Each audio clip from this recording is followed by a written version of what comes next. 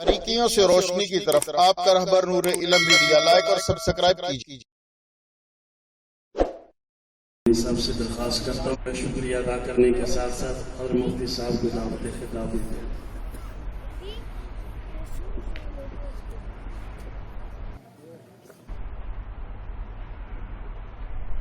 الرحمن الرحیم۔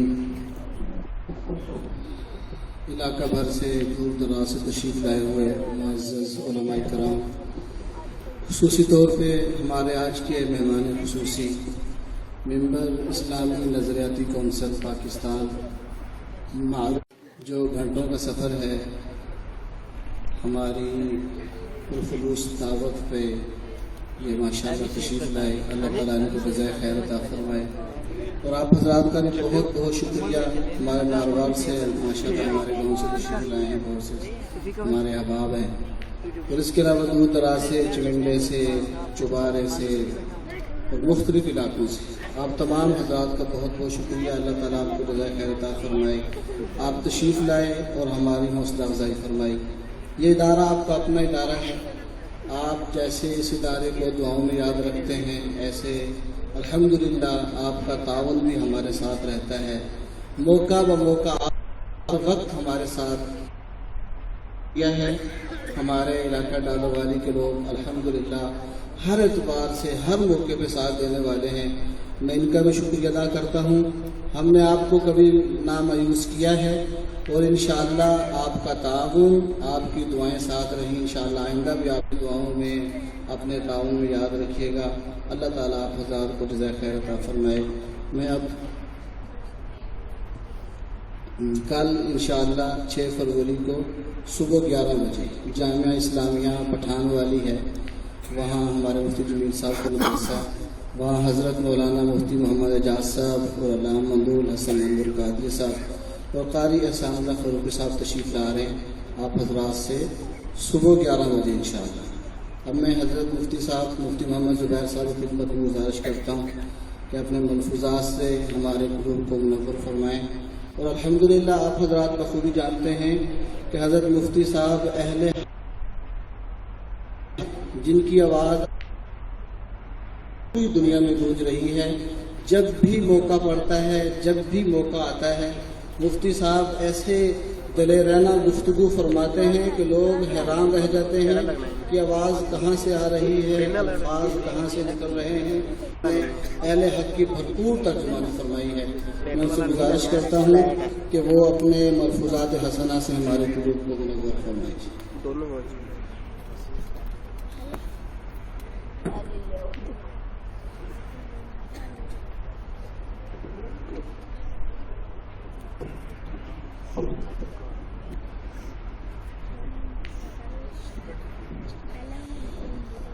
الحمدللہ رب العالمین والصلاة والسلام علی رسول الکریم وعلی من تبعهم بإحسان الی یوم الدین، اما بعد۔ قابل صد احترام معزز حضرات علماء کرام اور یہاں سیالکوٹ کے میرے انتہائی واجب الاحترام برادران اسلام، السلام علیکم ورحمۃ اللہ وبرکاتہ۔ مسلسل اسباق اور اسفار کی کثرت کی وجہ سے آج صبح سے میری طبیعت کافی ناساز ہوئی ہے اور ہاسپٹلائز بھی ہوا ہوں، وہاں پر ڈرپیں بھی لگی ہیں اور انجیکشنز وغیرہ لگانے کے بعد پھر یہاں حاضر ہوا ہوں، تو اس لیے کوئی بہت زیادہ گفتگو کرنے کا جو پہلے سے ارادہ تھا اب وہ نہیں ہے۔ چند باتیں مختصراً چند منٹوں کے لیے آپ حضرات کی خدمت میں عرض کرتا ہوں۔ ویسے بھی تقریباً 11 بج چکے ہیں تو میرا خیال ہے کہ زیادہ طویل کرنا مناسب نہیں ہے۔ سب سے پہلے جن طالبات نے ماشاءاللہ عالمہ کا کورس مکمل کیا ہے یا جن طلبہ نے قرآن کریم یا تعلیمی فراغت حاصل کی ہے، ان تمام طالبات اور طلبہ اور ان کے والدین کو دل کی گہرائیوں سے مبارکباد پیش کرتا ہوں۔ اللہ رب العزت مستقبل کے اعتبار سے ان طالبات کو، ان طلبہ کو ترجمان قرآن بنائے، انہیں علم کی اتنی روشنی عطا فرمائے کہ وہ روشنی پوری دنیا میں پھیل جائے۔ اللہ انہیں مخلص مجاہد بنائے، داعیان قرآن بنائے، حقیقی اور مخلص مبلغین اسلام بنائے، محافظ شریعت بنائے، اللہ ان کے فیضان کو پوری دنیا میں عام و تام فرمائے۔ میرے بھائی مولانا یونس صاحب آخر میں جاتے ہوئے آپ کو ایک وظیفہ بتا رہے تھے، تو غیر رسمی طور پر ایک دو باتیں یاد آئیں تو میں نے کہا کہ آپ کی خدمت میں عرض کروں۔ حضرت مولانا ڈاکٹر شیر علی شاہ صاحب رحمۃ اللہ علیہ دارالعلوم حقانیہ اکوڑا خٹک کے رئیس رہے ہیں۔ ٹاؤن سے تعلق تھا، تو کراچی جب اپنی زندگی کے آخری سفر میں آئے تو آخری خطاب انہوں نے ہمارے ہاں کیا۔ میرے چھوٹے بھائی کے نکاح کے سلسلے میں وہ تشریف لائے تھے۔ مجھے ان کے ساتھ ایک مرتبہ عمرہ کرنے کا موقع ملا، اور مدینہ منورہ مولانا ڈاکٹر شیر علی شاہ صاحب رحمۃ اللہ علیہ جنہوں نے 60 سال صحیح بخاری پڑھائی ہے، اور خیبر پختونخوا کی تاریخ کا اگر سب سے بڑا نہیں تو ایک مثالی بلکہ بے مثال جنازہ تھا۔ اتنی بڑی تعداد عموماً وہاں کبھی جمع نہیں ہوئی۔ ان کی مخلصانہ حدیثی خدمات، تدریس، ان کے لاکھوں کی تعداد میں دنیا بھر میں پھیلے ہوئے شاگرد اور عجیب و غریب شخصیت۔ میرے حضرت والد صاحب ایک مرتبہ ان سے ملنے کے لیے تشریف لے گئے تو وہ کھیت میں ہل چلا رہے تھے۔ یہ کوئی زیادہ پرانی بات نہیں ہے، وہاں انہوں نے زمین لی ہوئی تھی اور خود ہی وہ ہل چلاتے تھے۔ اتنا بڑا محدث العصر اور تقریباً بخاری کے حافظ تھے۔ میں نے اپنی زندگی میں حدیث کا اتنا بڑا حافظ نہیں دیکھا۔ ایک مرتبہ وہیں پر مدینہ تجربہ کے اندر انہوں نے ہمیں ایک واقعہ سنایا۔ مولانا یونس صاحب آپ کو حرمین کی زیارت کا وظیفہ بتا رہے تھے، تو یہ بڑا مجرب وظیفہ ہے۔ ایک تو کثرت درود شریف، اسی طرح اذان کے بعد کی دعا، اس کے بعد لبیک اللہم لبیک، اسی طریقے سے حج کے دن قریب آتے جائیں تو تلبیہ کی کثرت۔ یہ سارے وہ وظائف ہیں جو ہمارے بزرگان دیوبند سے اور اکابر اولیاء کرام سے منقول ہیں۔ لیکن اس کے ساتھ ساتھ ایک اہم ترین وظیفہ جو اللہ دیکھتے ہیں کہ اس بندے میں تڑپ کتنی ہے، وہ آج ہی آپ اختیار کیجئے، آج جا کر کے کر لیں۔ وہ یہ ہے کہ ایک ڈبہ، ایک گلہ آپ تیار کریں اور اس نیت سے کریں کہ میں حج کروں گا یا میں عمرہ کروں گا زیارت حرمین کے لیے۔ طالب علم بھی کریں، بڑے بھی کریں۔ اچھا، کوئی ضروری نہیں ہے کہ آپ اس میں بہت زیادہ پیسے ڈالیں۔ آج کل چمنی یا ٹھنڈی نہیں آتی، روپیہ، 2 روپے، 5 روپے اگر آتے ہیں وہ سکہ ڈالیں اور آہستہ آہستہ ڈالتے رہیں۔ وہ ڈبہ آپ کو یاد دلائے گا کہ یہ اصل میں ایک بڑے مشن کے لیے کاوش چل رہی ہے۔ حضرت مولانا ڈاکٹر شیر علی شاہ صاحب رحمۃ اللہ علیہ فرماتے ہیں کہ مردان کا ایک درزی ذرا بتائیں، وہ بھی اس زمانے کا، اس کی کیا آمدنی ہو سکتی ہے بھائی؟ کچھ بھی نہیں۔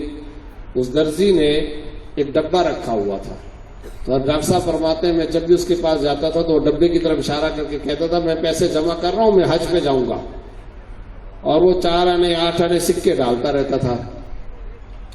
تو ڈاکٹر صاحب نے فرمایا میں بھی اس کے لیے دعا کرتا تھا کہ اس کے دل میں اتنی تڑپ ہے، اس کے دل میں اتنی دیرینہ آرزو ہے اور اتنی گہری تمنا ہے، تو اسے اللہ کرے کہ وہاں کی زیارت نصیب ہو جائے۔ کرتے کراتے حج کا ٹائم آیا، اس نے داخلہ بھیجا، اللہ نے اس کے حج کا انتظام فرما دیا۔ اچھا، ایک بات یہ بھی یاد رکھیں کہ یہ جو ڈبہ ہوتا ہے نا، اس ڈبے میں اتنے پیسے نہیں جمع ہو جاتے کہ انسان حج کر سکے۔ وہ تو آج کل کے زمانے کے اعتبار سے تو 8 لاکھ روپے کا حج ہے، 6 لاکھ روپے کا حج ہے، تو ڈبے میں 6-8 لاکھ روپے کب جمع ہوں گے؟ یہ نہیں ہوتا۔ اللہ کو آسمانوں پر بندے کی عذاب آتی ہے اور پردہ غیب سے اس کا انتظام ہوتا ہے۔ وَيَتَّقِ اللَّهَ يَجْعَلْ لَهُ مَخْرَجًا وَيَرْزُقْهُ مِنْ حَيْثُ لَا يَحْتَسِبُ۔ جو خدا کا خوف، خشیت خداوندی دل میں رکھتا ہے تو اللہ رب العزت اس کے لیے مشکلات میں سے، تنگیوں میں سے آسانی کے راستے بناتا ہے اور ایسی جگہ سے رزق عطا کرتا ہے جہاں اس کا گمان بھی نہیں چاہتا۔ تو کیجئے۔ اور ڈاکٹر صاحب فرماتے ہیں قافلہ تیار ہوا اور وہ ہمارے ساتھ حج کے قافلے کے اندر چلا ہے، اور چلنے کے بعد ہم جدہ پہنچے ہیں، اور اس کے بعد وہ عبداللہ درزی بھی ہمارے ساتھ سے جہاں سے بھی انتظام مکہ مکرمہ داخل ہوئے، تو ڈاکٹر صاحب فرماتے ہیں کہ باب السلام سے جن لوگوں کو وہاں کی زیارتیں نصیب ہوئی ہیں وہ جانتے ہیں کہ صفا مروہ کی طرف سے، باب السلام کی طرف سے ہم اندر داخل ہوئے۔ وہ ایک ایسا عاشق بیت اللہ تھا، اندر گئے تو میں نے کہا عبداللہ یہ خانہ کعبہ ہے. پھر میں نے اسے کہا کہ یہ سامنے بیت اللہ شریف کا یہ دروازہ ہے اور اس دروازے پر جو دعا مانگی جائے وہ قبول ہوتی ہے, اور سارے انبیاء کرام نے اس دروازے کے ساتھ اپنا سینہ لگا کر اللہ سے مانگا ہے. کہا کہ میں نے یہ 2-4 باتیں کی تو وہ اس کے ہاتھ میں میرا ہاتھ تھا, تو اس نے میرا ہاتھ ایسے جھٹکے سے چھڑوایا اور چھڑوا کر کے سیدھا وہ خانہ کعبہ کے دروازے کے ساتھ جا کر چپک گیا. کہتے ہم نے بھی دیکھا, دائیں بائیں طواف کرنے والے بھی دیکھ رہے. دروازے کو دیکھنے کے بعد آسمان کی طرف نگاہ اٹھا کر کے کہتے ہیں یا اللہ تیرا دوست عبداللہ آ گیا ہے, پھر نہ کہنا کہ میں نہیں آیا تھا. آ گیا ہے پھر نہ کہنا کہ میں نہیں آیا تھا. ڈاکٹر صاحب فرماتے ہیں یہ اس نے کہا اور آرام سے نیچے آیا, قریب گئے تو اس کی روح پرواز کرتا. یہ اس کی مبارک موت ہے. تو وہ جو آیا تھا نا وہ ہمیشہ کے لیے آیا تھا. طریقے سے عمرے پر پابندیاں, ابھی 2 ہفتے پہلے ہم اسلام آباد میں وزیر مذہبی امور صاحب کے ساتھ بیٹھے تھے, تو میں نے ان سے پوچھا کہ کیا حج کی پالیسی ہے. انہوں نے کہا اب تک سعودی حکومت کی کوئی پالیسی نہیں آئی. تو یہ 2-3 سال اس طریقے سے گزر رہے ہیں. ذرا وہ لوگ سوچیں, آج سوچیں جنہیں موقع تھا اور حج نہیں کیا تھا, موقع تھا اور عمرہ نہیں کیا تھا, پیسے استطاعت مالی حیثیت تھی اور حرمین نہیں گئے تھے, اور دماغ کے اندر ہم یہ رکھا کرتے تھے کہ ہمارے پاس تو مال موجود ہے, پیسہ موجود ہے, جب چاہیں گے چلے جائیں گے. اب سب کچھ ہے, جا سکتے ہو. یہ سب معاملات ہیں. اس لیے اللہ کرے کہ وہاں کے یہ کوارنٹینا, یہ شرائط, یہ مسائل, ان سارے مسائل کے باوجود اللہ رب العزت ہمیں وہاں کی زیارت نصیب فرمائے. 2 کام کر لیں زیارت کے لیے, ایک ڈبہ تیار کر لیں اور جسے خدا نے حیثیت دی ہے عزم کریں جیسے دروازے کھلیں گے. محبت بھرا ایک شکوہ یہ ہوتا ہے کہ آج مدرسے کی طالبات کا عالمہ کا کورس مکمل ہوا, اسی طرح طلبہ نے بھی حفظ ناظرہ مکمل کیا, اور کانفرنس کا عنوان ہے ختم نبوت. تو کیا کریں؟ وہ طالبات سے متعلق بات کی جائے, عظمت قرآن پر بات کی جائے, عالمات سے متعلق بھی بات کی جائے, ختم نبوت کے موضوع پر بات کی جائے. بہرحال یہ ایک انگلش میں لفظ ہے آل ان ون, کہ ایک پروگرام میں کئی سارے فائدے اٹھائے جائیں. یہ بھی ایک دینی حرص ہے, دینی طمع ہے, دینی لالچ ہے, اور مبارک اور مستحسن ہے. اللہ رب العزت ہم سب کا یہاں بیٹھنا نصیب فرمائے. دیکھیں ختم نبوت کا جو موضوع ہے یہ جتنا مقدس, جتنا پیارا, جتنا عالی مرتبت وجاہت والا وقت والا موضوع ہے, اسی قدر یہ موضوع 2 قسم کے تقاضے کرتا ہے. اور توجہ کے ساتھ سن لیجئے, 2 قسم کے تقاضے عقیدہ ختم نبوت ہم سب سے کرتا ہے. پہلا تقاضا یہ ہے کہ عقیدہ ختم نبوت کی باریکیوں کے ساتھ, اس کی علمی تحقیقات کے ساتھ, اس کے علمی تحقیقی فقہی نکات کے ساتھ اس عقیدے کو سمجھا جائے. سبزی والا سمجھے, ٹماٹر بیچنے والا سمجھے, پائلٹ سمجھے, ڈاکٹر سمجھے, وکیل سمجھے, سیاستدان سمجھے, حکمران سمجھے, خاکروب سے لے کر کے حکمران تک تمام کے تمام مسلمانوں کو اس عقیدے کو سمجھنا چاہیے.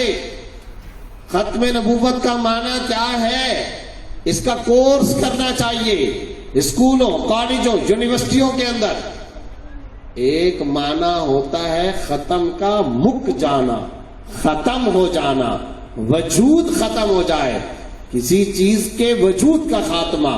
ایک معنی ہوتا ہے ختم کا مکمل ہو جانا. نبی صلی اللہ علیہ وسلم کی ختم نبوت کا جب ہم دعویٰ کرتے ہیں اور کہتے ہیں تو یہاں پر ختم کا کون سا معنی مراد ہے؟ علماء کو یہ پڑھانا چاہیے, عوام الناس کو اسے سمجھنا اور پڑھنا چاہیے. دجل کے راستے کون کون سے ہیں, تلبیسات کے راستے کون کون سے ہیں.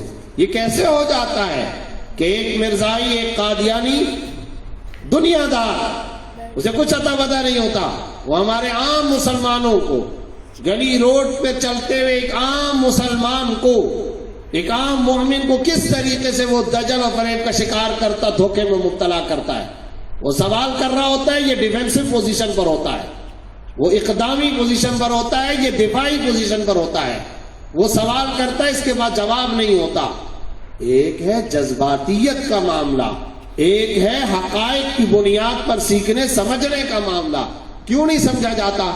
کیوں مساجد میں اس کے کورس نہیں ہوتے؟ کیوں اولادوں کی اس موضوع پر تربیت نہیں ہوتی؟ اس لیے عقیدہ ختم نبوت کا پہلا تقاضا یہ ہے، اور عزم کریں اس کا کہ ہم اس عقیدہ ختم نبوت کی باریکیوں کو سمجھیں گے اور اس کے دلائل یاد کریں گے. کتنی 100 آیات عقیدہ ختم نبوت پر دلالت کرتی ہیں. نئی آیات یاد ہو سکتی، ترجمہ، آیات کا نمبر ایک مرتبہ یاد کر لینا، بیٹھ کر کے اس کو باقاعدہ طور پر 1 2 3 4 بنیادی دلائل، تحقیقی دلائل کیا ہیں. احادیث سینکڑوں کی تعداد کے اندر ہے. سیاہ ستہ کی 10 حدیثیں، 5 حدیثیں، اجماع صحابہ، حضرات صحابہ کرام کے اقوال. کیوں ہم یاد نہیں کرتے؟ میں نے بدین کے اندر بھی جا کر کے کہا، کنری کے اندر بھی جا کر کے کہا. وہاں ختم نبوت سے متعلق کئی ساتھیوں نے کہا کہ قادیانیوں کی یہ یہاں ریشہ دوانیاں چل رہی ہیں، وہ اس طرح سے تبلیغ کرتے ہیں. میں نے کہا چھوڑو جلسے کو، جذباتی تقریر چھوڑو. ایک بندہ یہاں پر ایسا نہیں ہونا چاہیے. دکان والا، ہوٹل والا، وکالت کرنے والا، ڈاکٹر، کسان، تاجر، وکیل، کسی قسم کے شعبہ زندگی سے تعلق رکھنے والا ہو، عزم کرے کہ ہم عقیدہ ختم نبوت کی باریکیوں کے ساتھ اسے سمجھیں. عزم کرتے ہیں. اس کے لیے کانفرنس اور جلسے کے بجائے کورس زیادہ مفید ہوتے ہیں. ان علماء کی یہ تشکیل ہے. جائیں، پولیس والوں کو سمجھائیں، اسکول کے طلبہ کو سمجھائیں، پرائمری کے ٹیچرز کو سمجھائیں. بیالوجی، فزکس، کیمسٹری، ریاضی، انگلش، حتیٰ کہ منطق، فلسفہ، کئی سارے دینی موضوعات بعد میں ہیں. عقیدہ ختم نبوت کا سمجھنا پہلے فرض ہے. اسے سمجھیں، اس کی کمپین چلائیں، اس کی تحریک چلائیں، پروجیکٹر استعمال کریں، جدید نفسیاتی ذہنیت استعمال کریں اور بتائیں. اور جب آپ یہ حقائق کھولیں گے تو پتہ چلے گا وضو، نماز، روزہ، حج، تشہد، تحیات، قرآن کی پہلی آیت جا بجا آپ کو ختم نبوت کے دلائل نظر آئیں گے. اذان میں اشہدو ان لا الہ الا اللہ کے بعد اشہدو ان محمد رسول اللہ. اگر نبی کے بعد کسی پیغمبر نے آنا ہوتا تو اذان تو قیامت تک ہوگی، تو کسی اور پیغمبر کا تذکرہ کہاں سے آ سکتا ہے بھائی؟ اذان ختم نبوت کو ثابت کرتی ہے. لا الہ الا اللہ محمد الرسول اللہ ختم نبوت کی دلیل. اشہد ان محمد الرسول اللہ ختم نبوت کی دلیل. اذان کے بعد کی دعا ختم نبوت کی دلیل. تشہد میں اشہد ان لا الہ الا اللہ ختم نبوت کی دلیل. کوئی ایک بات بتائیے. الف لام میم ذالک الکتاب لا ریب فیہ ھدی للمتقین ختم نبوت کی دلیل. الذین یؤمنون بما انزل الیک وما انزل من قبلک بما انزل الیک، جو کچھ آپ کی طرف نازل کیا گیا اور جو آپ سے پہلے انبیاء کی طرف نازل کیا گیا. تو محمد مصطفیٰ کے بعد کا تو کوئی تذکرہ نہیں ہے. قرآن ختم نبوت کے دلائل کا مجموعہ ہے. کیوں نہیں ہم پڑھتے، پڑھاتے، سمجھتے، سمجھاتے؟ اور جب اس طریقے سے حقائق طلبا، علماء کھولیں گے اور ہمارے سامنے آئیں گے، پھر پتہ چلے گا. یہ درود شریف ختم نبوت کی مستقل دلیل ہے. السلام علینا وعلی عباد اللہ الصالحین ختم نبوت کی دلیل ہے. کیسے یہ دلائل بنتے ہیں اور ختم کا کیا معنی ہوتا ہے؟ مہر کا معنی کہاں لیا جاتا ہے؟ ما کان محمد ابا احد من رجالکم ولکن رسول اللہ وخاتم النبیین کا کیا معنی بنتا ہے اور اس کی کتنی قسمیں بنتی ہیں، اور اگر وہ قسمیں ہیں یا نہیں ہیں. اور یہ جو ہمارے ہاں کہا جاتا ہے ذلی، بروزی، الہامی، کشفی، کچھ نہیں، سب ڈھکوسلے بازیاں. یہ کوئی ختم نبوت کی قسم نہیں رہی ہے. اور یہ عقیدہ اس قدر حساسیت رکھتا ہے، اللہ کو جہاں یہ بات برداشت اور پسند نہیں میرے ساتھ کسی کو شریک کیا جائے۔ عقیدہ توحید کا مطلب صرف یہ نہیں ہے کہ اللہ کے ساتھ کوئی شریک نہیں، عقیدہ توحید کا ساتھ میں یہ بھی مطلب ہے کہ نبی کا منصب ختم نبوت ہے، اس میں بھی کوئی اور شریک نہیں۔ توحید اللہ کی نسبت سے بھی مطلوب ہے، توحید ختم نبوت کی نسبت سے بھی مطلوب ہے۔ وہاں پر بھی عقیدہ توحید اور وحدت کا عقیدہ مطلوب و مقصود، یہاں پر بھی وحدت کا عقیدہ مطلوب و مقصود۔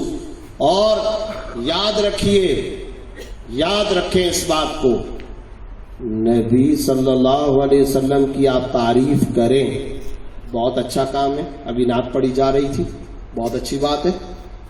آپ نبی صلی اللہ علیہ وسلم کی تحسین کریں، بہت اچھی بات، نبی پر دعائے رحمت بھیجیں، درود و سلام، بہت اچھی بات، لیکن یاد رکھیے اس دور کا سب سے بڑا عاشق رسول وہ جو ختم نبوت کے عقیدے کا پرچارک اور سپاہی ہے۔ سبحان اللہ۔ وجہ کیا ہے؟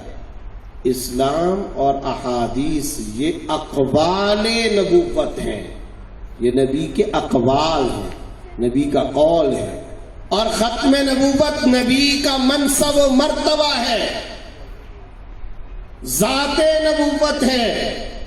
آپ کا بھائی ہے، اس سے کوئی افسری چھین رہا ہے، اس کا منصب، اس کا مرتبہ، اس کا درجہ، اس کا مقام چھینا جا رہا ہے۔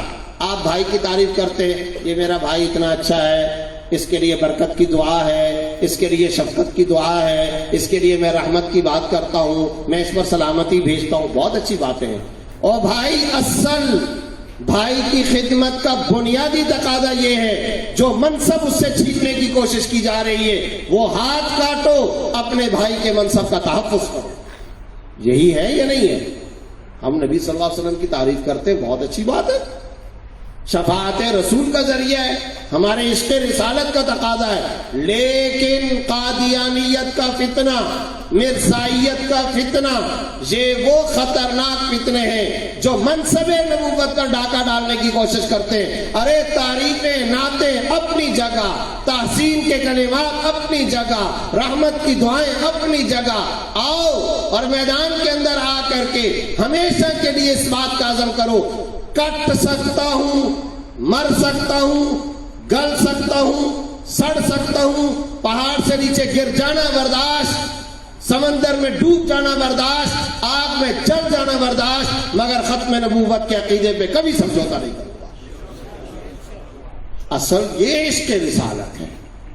ڈاکہ مارا جا رہا ہو، سرکار دو عالم صلی اللہ علیہ وسلم وجہ وجود کائنات کے مرتبے پر چھیننے کی کوشش کی جا رہی ہو، ان کا منصب، اور ہم دائیں بائیں کی بات کریں، یہی وجہ ہے ہمارے وہ اکابر دارالعلوم دیوبند جنہوں نے ساری زندگی کتاب کے کیڑے بن کر گزاری، جنہوں نے ساری زندگی تصنیف کا کام کیا تھا، جنہوں نے ساری زندگی پڑھنے پڑھانے کا کام کیا تھا، جو دارالعلوم دیوبند کی چار دیواری سے باہر نہیں آیا کرتے تھے، تجارت، سیاست، معیشت، حکومت سے جن کا کوئی تعلق نہیں تھا، لیکن انہوں نے چھوڑ دیا، مگر جب قادیانیت کی آئی ہے تو درسگاہوں سے بھی نکل کر کے بہاولپور کی عدالتوں میں امام المحدثین علامہ انور شاہ صاحب کشمیری پیش ہوا کرتے تھے، وہ حدیث کے علاوہ بات نہیں کیا کرتے تھے۔ حضرت علامہ 500 سالہ تاریخ ایسا انسان پیدا کرنے سے قاصر ہے، بر صغیر میں 500 سال میں ایسا انسان نہیں آیا۔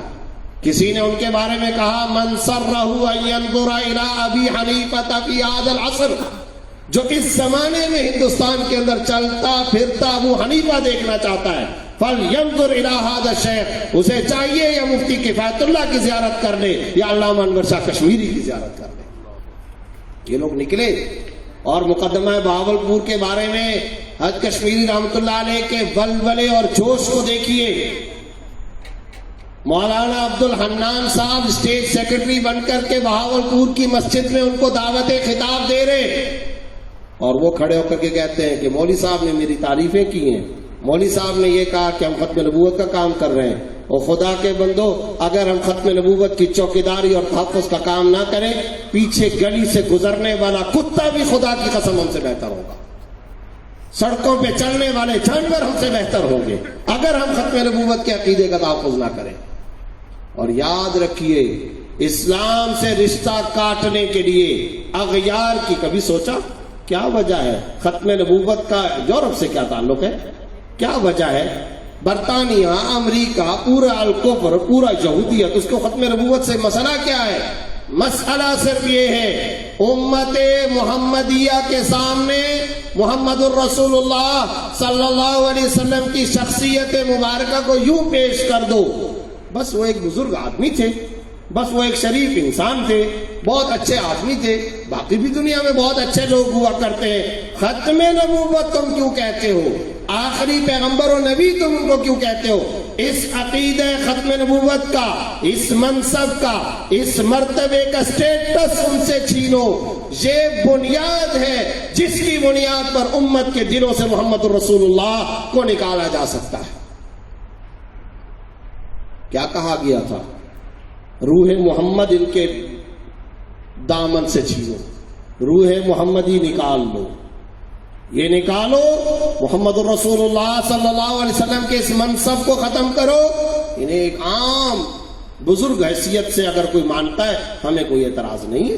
अगर इन्हें कोई शरीफ इंसान के तौर पर मानता है, हमें कोई एतराज नहीं। लेकिन तुम ये कहो कि वो रईसुल अंबिया है, तुम ये कहो वो इमामुल अंबिया है, तुम ये कहो कि उनके बाद कोई पैगंबर और नबी नहीं है, ये आज का वेस्ट और यूरोप कबूल करने के लिए तैयार नहीं। और याद रखिए, वो कबूल करें या ना करें, मेरी आपकी नजात इसी अकीदे के अंदर मुज़मर है। हम नजात और शफाअत रसूल हासिल नहीं कर सकते अगर इस अकीदे पर हमने कंप्रोमाइज किया। लेकिन मैंने अर्ज किया था, इसके लिए दो बुनियादी तकाजे दोबारा दोहरा रहा हूं वो बात। पहली गुजारिश, अकीदे खत्म नबूवत को समझे। मुफ्ती मुनीर साहब यहाँ बैठे, मौलाना अबू मोहम्मद साहब यहाँ तशरीफ फरमाएं, और बहुत सारे उलमा यहाँ तशरीफ फरमाएं, इस पर कोर्सेज करवाएं, बुलाएं, गली में जाते हुए लड़के को अपने पास बुलाएं, बताओ भाई खत्म नबूवत के दलाइल क्या है, ताकि किसी भी नहज, किसी भी स्टेज, किसी भी कदम पर अगर कोई कादियानी तुमको टकरे और तुमसे तुम्हारे इस अकीदे को छीनने की कोशिश करे, फिर याद रखो, ए मेरे प्यारे भाई और ए मेरी प्यारी बहन, तुम सब कुछ हो सकते हो, मुसलमान नहीं हो सकते हो। तुम्हारा इस्लाम और शरीयत से कोई ताल्लुक नहीं। बुलाएं, पकड़ें, बाजार में जाने वाले लोगों को पकड़ें, बुलाएं, उनसे पूछें क्या दलाइल है इसके ऊपर, इसका माना क्या है, ताकि तुम्हें कोई गुमराह ना करे। और भाई, सोने से ज्यादा कीमती दौलत तुम्हारे पास है, चोरी ना हो जाए, छिन ना जाए। जो दौलत जितनी कीमती होती है, उसकी हिफाजत उसी नजाकत के साथ की जाती है, उसी हसासियत के साथ उसकी हिफाजत की जाती है। जो फज़ाइल अमाल है, शेख मौलाना ज़करिया साहब रहमतुल्लाह अलैह की किताब, ये हमारे अकाबिर में से वो बुजुर्ग गुजरे हैं, जाहिर है बानियान तबलीगी जमात में से हैं, और सारी जिंदगी फजाइल पर इन्होंने काम किया। मुझसे एक मरतबा इस्लामाबाद में कुछ लोग कहने लगे कि हम एक बात पे बड़े हैरान होते हैं, कुछ अफसरान कहने लगे कि वो उलमा जो आम तौर पे फिरका वारियत में नहीं पढ़ते, वो उलमा जो आम तौर पर पढ़ने पढ़ाने से ताल्लुक रखते हैं, आइन साजी, कानून साजी, मुअतदिल उलमा, मुस्बत उलमा, अच्छे खासे इंग्लिश जानने वाले उलमा, वो अफसरान मुझसे कह रहे, इंग्लिश जानने वाले उलमा, पढ़े लिखे उलमा, अंदाजा लगाएं, यानी उलमा जाहिल भी होते हैं, पढ़े लिखे उलमा, हम एक बात पे हैरान होते हैं कि तमाम बातों पर ये नरमी दिखा दिया करते हैं, तमाम बातों पर फ्लेक्सिबिलिटी होती है, लचक होती है, लेकिन हम एक बात पर बड़े हैरान हैं, और हम हैरान नहीं, यूरोपियन हैरान है कि जब बात आती है खत्म नबूवत की, तो वो मौलवी साहब जिसको सारी जिंदगी हमने और हमारे इदारों ने मुअतदिल समझा था, वो सबसे ज्यादा सख्त गिर होकर सामने आ जाता है। इसका फलसफा क्या? तो मैंने अर्ज किया, इसका फलसफा कुछ नहीं है। इस अकीदे खत्म नबूवत में झोल हो, इसके अंदर कोई कमजोरी हो, तो दरअसल वो सब कुछ हो सकता है, वो मुसलमान नहीं हो सकता। शेखुल हदीसियत, मुफ्ती आजमियत, عالمیت، اس کا عالم، اس کا مفتی، اس کا علامہ ہونا سب گیا بھاڑ میں. وہ تو مسلمان نہیں ہے بھائی. اس کے ایمان کے لالے پڑ جاتے ہیں، اس کے اسلام کے لالے پڑ جاتے ہیں، وہ مومن نہیں رہتا، وہ باغی اور غدار اور مرتد بنتا ہے، وہ ملحد اور زندیق بنتا ہے. اور میں نے کہا یہ میں جذباتی باتیں نہیں کر رہا، کوئی جذباتیت کی باتیں نہیں، حقائق پوچھیے. جو آپ حضرات اس عقیدے کی حساسیت کا اندازہ لگائیے. امام ابو حنیفہ رحمۃ اللہ علیہ نے، امام محمد رحمۃ اللہ علیہ کی یہ روایت ہے، امام ابو حنیفہ رحمۃ اللہ علیہ نے لکھا ہے، فرمایا کوئی شخص اگر اپنے زمانے کے اندر یہ کہے کہ میں نبوت کا دعوے دار ہوں یا میں محمد مصطفیٰ کے بعد پیغمبر اور نبی ہوں، اگر اگلا شخص اس سے کہے کہ تو اپنی نبوت پر دلائل پیش کر، یہ شخص بھی کافر ہو جائے گا. اس لیے کہ دلائل طلب کرتے ہو، اس کا مطلب یہ کہ تمہیں عقیدہ ختم نبوت پر شک تھا. اس کا مطلب یہ کہ تمہارے دماغ کے کسی کونے کے اندر کوئی سافٹ کارنر بھی موجود تھا. اس کا مطلب یہ ہے کہ تم یہ کہتے ہو امکان ہو سکتا ہے، اس کا پاسبلٹی ہے، ممکن ہے. تم یہ لبوں اور ہونٹوں کو ہلا کر کے کہو گے اے مدعی نبوت تم اپنے نبوت پر دلائل پیش کرو، یہ کہنے، یہ ڈیمانڈ اور مطالبہ کرنے پر تم دائرہ اسلام سے خارج ہو جاؤ. اس لیے یہ ویری سینسٹیو ایشو، اس سے زیادہ حساس عقیدہ کوئی نہیں ہو سکتا. ایک تقاضا یہ ہے، جتنا حساس ہے، جتنا ضروری موضوع ہے، جتنا متبرک موضوع ہے، جتنا مقدس موضوع ہے، اتنا ہی زیادہ اس کا اس بات کا تقاضا ہے کہ اس کو سمجھا جائے. اور دوسرا تقاضا عقیدہ ختم نبوت کا، اللہ رب العزت نے اس عقیدہ ختم نبوت کا کی بناوٹ ایسی رکھی ہے کہ امت مسلمہ کو ہر دور میں اس کے لیے چوکیداری اور اس کے تحفظ کے لیے ہمیشہ ہمیشہ جاگنا پڑے گا اور اس کا سپاہی بن کر کے زندگی گزارنی ہوگی. ایسا نہیں ہے، دیکھیں کعبہ ہے نا، بن گیا. اب کعبے کی حفاظت کے لیے مجھے اور آپ کو، ہم کو زیادہ فکر مند نہیں ہوتے.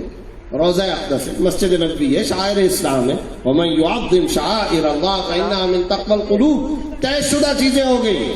لیکن جس طرح کعبہ ہے، جس طرح مسجد نبوی ہے، جس طریقے سے مسجد حرام ہے، جیسے یہ شاعر اسلام، اسی طرح عقیدہ ختم نبوت. مگر عقیدہ ختم نبوت کی خاصیت اور خصوصیت یہ ہے ہر دور میں مسلمان کو اس کے تحفظ کے لیے اپنی آنکھیں کھول کر جاگنا پڑے. پتہ چلا کہ عقیدہ ختم نبوت کا دوسرا تقاضا ہم مسلمانوں سے یہ ہے کہ عزم کریں زندگی کے آخری سانس تک ہم ختم نبوت کے سپاہی بن کر زندگی گزار کر اس دنیا سے جائیں. یہ ہے اس کا دوسرا تقاضا. اس موضوع پر تفصیلی بات ہو سکتی ہے، لیکن میں دوسری بات یہاں سے فارغ التحصیل ہونے والی طالبات سے بھی عرض کرنا چاہتا ہوں. مرد بنتا ہے، فرد بنتا ہے، عورت بنتی ہے، نسل تیار ہوتی ہے. ان خواتین کے لیکچرز، ان خواتین جو مدارس بنات سے فارغ التحصیل ہو، ان کے بیانات، ان کی تقاریر، ان کے خطبات ہماری اپنے قبائل میں، کمیونٹی میں، برادری میں، خاندانوں میں، سڑکوں، ہماری گلیوں میں، دائیں بائیں کے اہل محلہ میں کیوں نہیں ہوتے؟ یہ علماء کی طرح تبلیغ اسلام کا وظیفہ، فریضہ اس حساسیت کے ساتھ کیوں نہیں ادا کرتی جس حساسیت کے ساتھ بنین کا شعبہ، مرد فارغ التحصیل ہونے والے علماء جس حساسیت کے ساتھ ادا کرتے ہیں؟ ہمیں اس کے اندر بھی یہ درد دل اس لیے رکھ رہا ہوں. جاؤ امریکہ جاؤ، ہانگ کانگ جاؤ، فرانس جاؤ، دنیا کے مختلف ملکوں کے اندر جاؤ، فلاں خاتون ہے جو سو کالڈ اسکالرہ ہے، فلاں خاتون ہے، اس کی سیڈیز چل رہی ہیں، بیانات چل رہے ہیں، تقاریر چل رہی ہیں. یہ مستقبل کی بیوروکریسی، یہ مستقبل کے پاکستان کی اسٹیٹ کے اسٹیک ہولڈر بنتے ہیں. کیوں ماں تربیت کے اندر آج ناکام ہے؟ کراچی کا صرف ضلع شرقی، رات بھی میں نے علماء کی خدمت میں یہ بات عرض کی تھی، 2017 میں کراچی کا صرف ایک ضلع ہے، ضلع شرقی، اس میں ایک سال میں عدالتوں کے اندر اس ایک ضلع سے جو خلا کے کیسز عدالتوں کے اندر پہنچے ان کی تعداد 13,500. طلاق کا ریشو بڑھتا جا رہا ہے. صبر نہیں ہے خواتین میں, تحمل نہیں ہے, برداشت نہیں ہے, گھر برباد ہو رہے ہیں, فیملی سسٹم تباہ. آج کا ویسٹ یہ FATF اور یہ پوری دنیا کی امداد اور یہ باہر کے ممالک کے IMF اور ورلڈ بینک کی امداد, نظام سیاست کے اندر اسلامائزیشن کی کوئی گنجائش نہیں. 2 شرطیں. تیسری شرط یہ ہے, برطانیہ, امریکہ, یورپ میں ہم نے عورت کو پروڈکٹ بنایا, اس کے ہونٹوں کی قیمت لگائی, اس کی مسکراہٹ کے پرائس لگائے. ہم نے اپنی عورت کو باہر نکالا ہے. پاکستان کے معاشرے کے لوگوں کو اپنی عورت کو باہر نکالنا ہوگا. یہ باہر نکالے, ان کے واضح مطالبات آتے ہیں. اگر اس بے دینی کے طوفان کے آگے روک لگانی ہے, اگر کوئی تو اس کے علاوہ کوئی علماء چلائیں, خواتین میں بیانات کی ترتیب رکھیں, مسائل کی نشستیں رکھیں. خواتین جو فارغ التحصیل ہونے والی ہیں وہ عزم کریں, پختہ ارادہ کریں, تشکیل کروا کر جائیں اس مدرسے سے کہ وہ اپنی خواتین کو تیار کریں. خطرہ ہے, ڈر ہے, اور شدید ڈر ہے. یہ جو اس وقت نسل ہے, اگلی نسل کے ایمانوں کا کیا ہوگا؟ محلہ یہی ہوگا, گلیاں یہی ہوں گی, علاقے یہی ہوں گے, مگر آپ اندازہ نہیں کر سکتے انہی سے نکلنے والی بیٹیاں, انہی سے نکلنے والی نئی نسل کے نوجوان نبی کے گستاخ بن کر, مرتد بن کے, ملحد اور زندیق بن کر کے معاشرے میں آئیں گے. اور یہ ہو رہا ہے, یہ ہو رہا ہے. جائیے جا کر کے بلوچستان کی کئی یونیورسٹیاں, میں نام بتاؤں گا آپ کو, پنجاب کی کئی یونیورسٹیاں, کئی ملٹی نیشنل کمپنیوں کے زیر اثر کام کرنے. جب یہ حقائق سامنے آتے ہیں تو بعض اوقات ہمارے بعض اہل علم یا علماء ساتھیوں کا یہ نعتیں اور یہ نظمیں اور یہ نعرے اور یہ مسکراہٹیں اور یہ کہتے ہیں, ان پہ بڑا دل کوڑتا ہے. یہ بھرے پیٹ کی کہانیاں ہیں بھائی. طلیطلہ کی تاریخ یاد رکھو, غرناطہ کی تاریخ یاد رکھو, سقوط بغداد کو یاد رکھو. عرب ممالک, سعودیہ کے بے دینی کے حوال سامنے نہیں آ رہے؟ کیا ہو رہا ہے سعودی عرب کے اندر؟ رہ کر لے دے کر ایک سعودی عرب رہا تھا, کیا صورتحال ہے؟ جائیے, میں یورپی ممالک کی بات نہیں کر رہا, عرب ممالک کی حالت زار جائیے. مساجد ویران ہو گئی ہیں. کتنے عرب ممالک آج تک شاپنگ سینٹر کھل گئے, ہسپتال کھل گئے, اسکول کھل گئے, کرونا کے چکر میں مساجد آج تک بند ہیں ان ممالک میں, اور کوئی زبان سے کلمہ بھی ادا نہیں کر سکتا. کلمہ ادا کرے گا مغرب سے پہلے جیل کی سلاخوں کے اندر جائے گا. یہ پورا ایک سسٹم چل رہا ہے, ایک پورا نظام چل رہا ہے. خدارا اہل علم اس کو حساسیت سے لے. یورپی ممالک رہے اپنی جگہ پر, جو عرب ممالک ہیں وہاں پر اس وقت پردے کا ریشو کیا ہے, فیملی سسٹم کی تباہی کا ریشو کیا ہے, طلاق اور خلا کا ریشو کیا ہے, داڑیاں, ٹوپیاں, پگڑیاں, علماء, مساجد, مدارس کے خلاف کس منظم اور کامیاب انداز کے اندر وہاں پر کام ہو رہا ہے, میں اور آپ اس کا اندازہ نہیں لگا سکتے. اس لیے برائے کرم ایمرجنسی نافذ کیجئے. اپنے گھروں میں دینداری کی ایمرجنسی, روحانیت کی ایمرجنسی, علماء ہنگامی بنیادوں پر کام کریں. پوچھا جائے گا ہم سے, قبروں میں سوال ہوگا, اور کوئی کسی قسم کا جواب ہمارے پاس نہیں ہے. اس کو جس حساسیت کے ساتھ لینے کی ضرورت تھی, ہم اس قدر غفلت اور کوتاہی کا شکار ہیں. اللہ رب العزت مجھے اور آپ کو اس کی توفیق عطا فرمائے. انہی الفاظ کے ساتھ میں آپ حضرات سے اجازت طلب کرتا ہوں, اور یہاں جو طالبات فارغ التحصیل ہوئیں, جو طلبہ فارغ التحصیل ہوئے, انہیں اور ان کے والدین کو دلی مبارکباد پیش کرتا ہوں. دل سے دعا کرتا ہوں کہ اللہ رب العزت سماج اور سوسائٹی میں, معاشرے کے اندر دینی تبدیلی کا ان کو باریکیوں سے روشنی کی طرف آپ کا رہبر نور علم میڈیا لائک اور سبسکرائب کیجیے.